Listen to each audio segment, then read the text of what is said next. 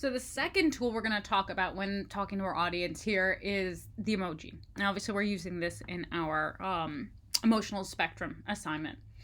Now, you guys pretty much grew up with emojis being around, and pretty much since you can remember, they've been universally used. They're ubiquitous. They're everywhere. But emojis, as we know them, were designed by people, decided what was going to make that emoji in the 1990s in Japan. Started off with our little emoticons, your colon and your smiley face, or your colon and your closed parentheses, actually, your colon and your open parentheses is a sad face.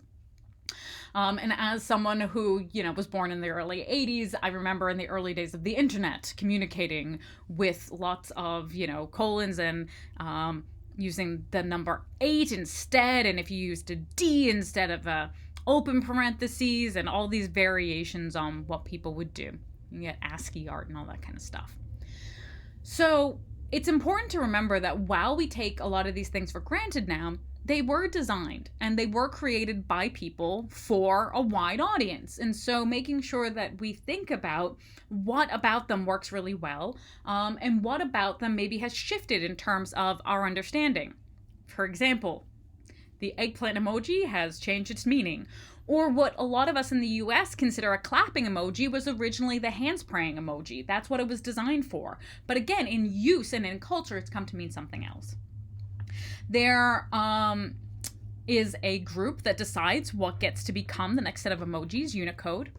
And when they make these decisions, a lot of it is based on the accessibility. Now, that's true in terms of people with disabilities, but also cultural accessibility. Is it something that's going to communicate across the world to the most number of people? That's why oftentimes we have things that are more generic than specific, and also why brands aren't going to be involved in it. You will notice that in the beginning, especially if you guys remember emojis from 10 years ago versus now, it was more Asian focused. Again, things like sushi were emojis before we got things like hamburgers.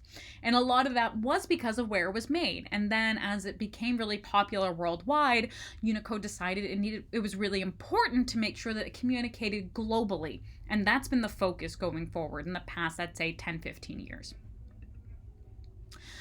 One of the things that's really interesting about emojis, and I think useful to consider, is they bridge this gap between image and text. They are visual. They are not from any particular language, but they function like text does in terms of almost like a pictogram or a pictograph. If you think of things like hieroglyphics, in that it's an image, but it stands in for an idea. Especially when you think about the ones that have changed meaning over time. So these are some hand-painted ones which remind us of the fact that they are images and that they can be things that are painted or drawn. But I think the fact that we've all seen things like, movie synopses, just an emoji, you can craft sentences out of them as well. So they kind of function in a really interesting way in our language and kind of across languages too. They're a way that people from different languages can communicate, and they have this like shared understanding. And we can build our own, as we are doing. And one of the ways in which we do that is to recognize that there are certain shapes and colors that kind of communicate across cultures. And a lot of that has to do with the fact that we understand faces so intrinsically. And this again goes back to empathy, that we can see and we can read people's faces like we read a book. In fact, better than many of us can read books. So as you look at this stack of little people here, these little cleaning robots, we can see a wide range of emotion from very happy to sad to super angry to meh to, shouty and ooh. So all of this is based off of circles, squares, and lines, which is kind of a square rectangle, I suppose. All squares are rectangles, not all rectangles are squares. They're all based on circles and rectangles and ovals. And we can tell by either being upturned or downturned on an angle, lots of different variations in these emotions. So you can see really simple shapes, but they all reference people's faces, which is something that as humans we understand before we can speak. Similarly, certain colors have certain feels to them, and darkness of color can help us understand. So in this case, this is again kind of a grid or a matrix, a bit like we're doing for our emotional spectrum, where they're mapping a little avatar that communicates to children. And what this thing does is that when the school's energy consumption is very low, that's great.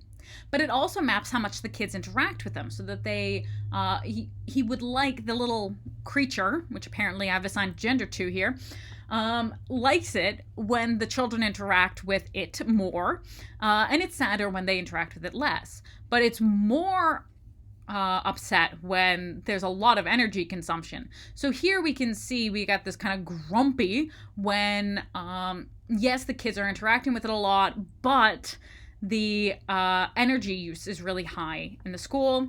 It's annoyed if kids maybe interact with it a little bit less, but the energy consumption is high. And it's really low. It's depressed if the energy consumption's high and the kids have been ignoring it. Now, if the energy consumption is middling and the kids are interacting with it a lot, it's cheerful, it's neutral, in the middle. It's kind of annoyed. Again, it's annoyed, but if it's a different annoyed, when the energy consumption is in the middle, but the students aren't playing with it. So you can see they're using blue for sadness in terms of the interaction. Yellows and reds for high energy. And part of this is, again, because of how we assign energy values to reds and yellows. Good mood green, and again, this kind of red, yellow, green is going on for the interaction.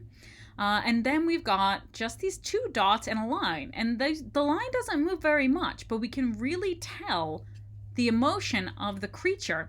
These three colors very similar, but we can tell the emotion of the creature just based on that line. So these are some examples of really simple tweaks and changes, but they really communicate emotion. So we're going to bring all these things together eventually, but just another thing to just keep in mind, especially as you're working on your emotional spectrum.